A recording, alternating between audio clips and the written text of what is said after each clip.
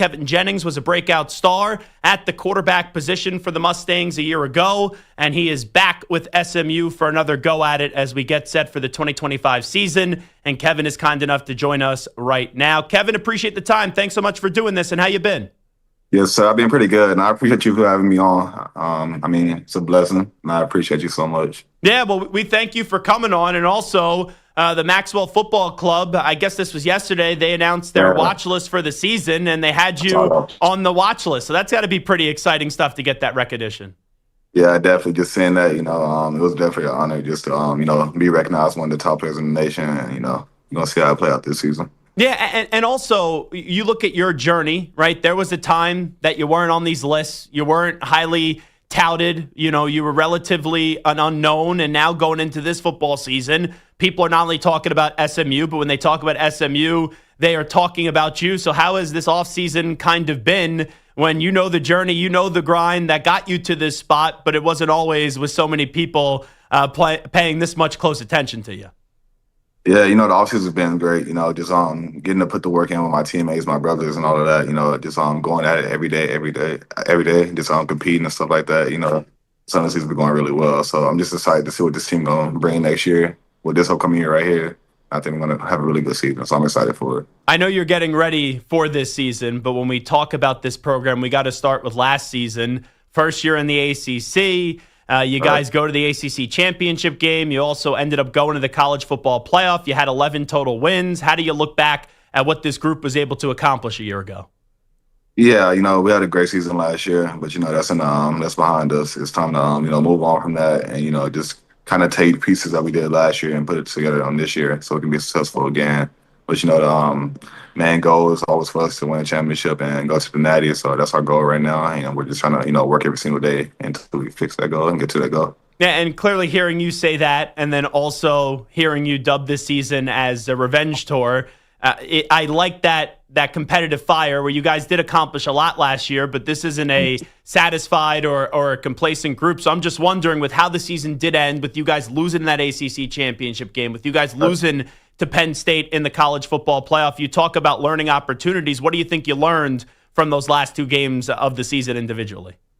Yeah, I learned a lot just, watching film repetitively over those two games and just going through the emotion of those games, one, just like decision making. I think, kind of put my team in bad situations at times by, turning the ball over, making bad decisions and all of that. So I think coming into this year, I think I got better at that doing camp, and we got fall camp coming ahead of us. So I think just working on those little details and, just putting those things together will help me a lot this season. But we saw your dual threat ability last year, and we saw what you could do. But there's a different level. When it's a full go of Kevin Jennings and you're playing at your apex, what does that look like? Describe how that style of play looks like on a football field. Yeah, I would describe my style of play as like a playmaker. I like to I like to throw the ball a lot inside the pocket, but when I get outside the pocket, I think that's when I'm most dangerous. Being able to run and be able to throw and extend plays outside the pocket. That's probably that makes up my game. So I think that's probably the best thing about it, and just helping my teammates create space while extending plays. You're a leader of this football team, you being the quarterback, and everyone has a different leadership style. Sometimes guys will be vocal, right, privately, and then when it comes to publicly, they're not going to pop off. You guys calling this, though, a revenge season. Why did you feel like that was the approach to make that public? I just think, last year, we came into the ACC first year. Nobody thought would be anything. Nobody thought we'd be good, win any game. So I think it's kind of the same thing this year. A lot of people say it's a fluke. A lot of people say we can't do it again. So I think it's a revenge tour just to do it again and, quiet all the haters and doubters and all of that.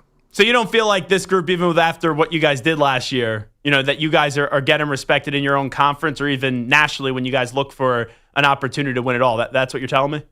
When I look at it, I think we should have gained a little bit of respect from what we did last year. But, looking at polls, looking at, all of those stuff, everybody got us bottom tier still. So, I think it's our time. That's why I say we're being short. It's our time to just go show the world again what we can do. Yeah, and that's why sometimes people say, oh, we should get rid of polls and everything. I think if I'm a player, I don't think any negativity really comes out of the polls, because if people don't believe you, I know that you're confident. You probably don't need any more fuel to the fire, but it does give you extra motivation, right?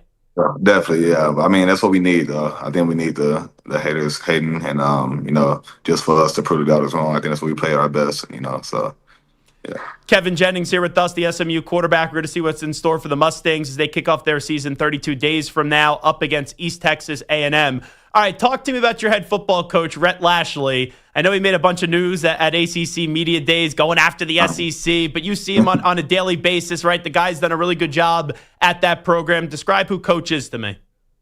Coach Lash, he's a great guy, well, all-around guy, family guy, team guy, all of that. So I think, he cares a lot about us and just cares like what we can do on the field, off the field, and things like that. I don't think, the SEC stuff. I don't think he really made any harm with nothing like that surrounded by it. But he said what he said.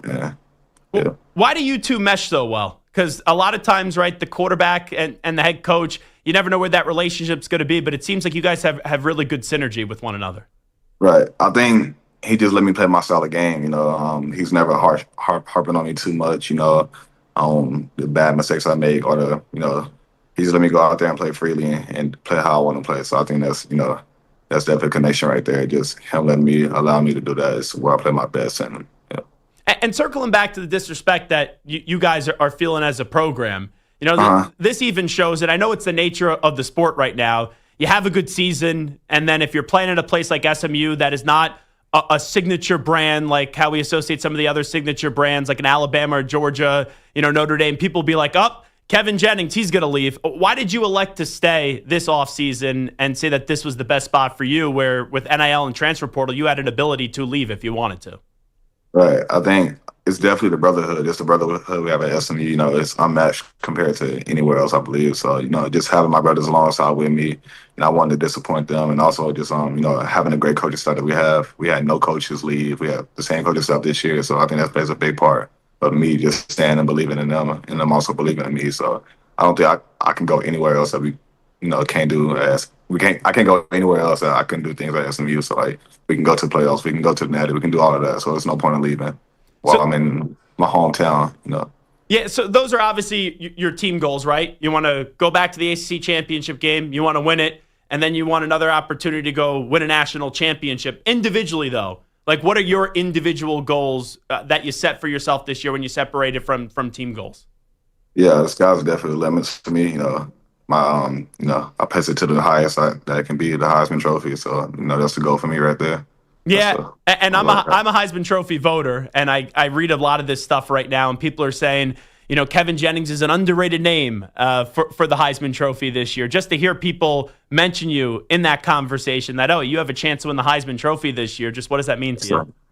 It means a lot.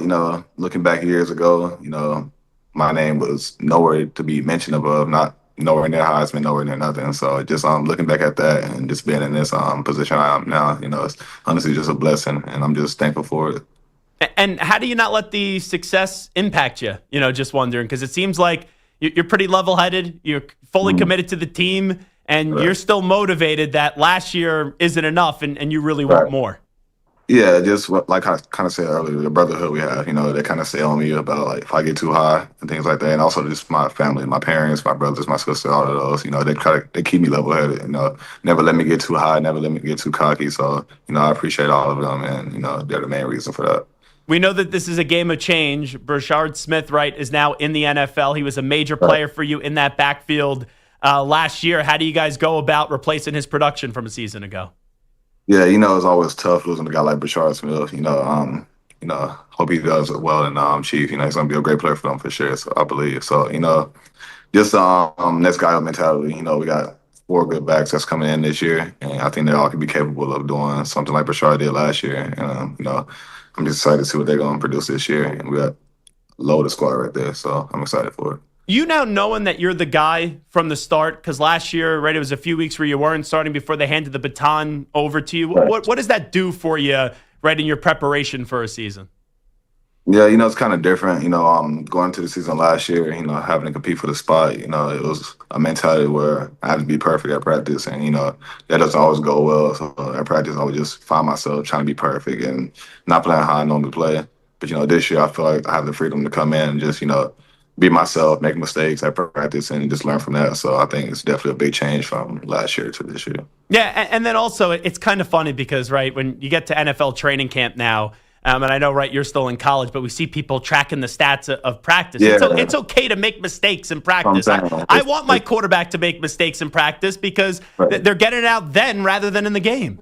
Yeah, that's what I'm saying. All over Twitter and all that stuff. Quarterbacks making one mistake and they're like, "Oh, he's so bad." I'm like, "It's practice. Where you learn at?" So I don't know. It's crazy. It's a crazy thing for sure.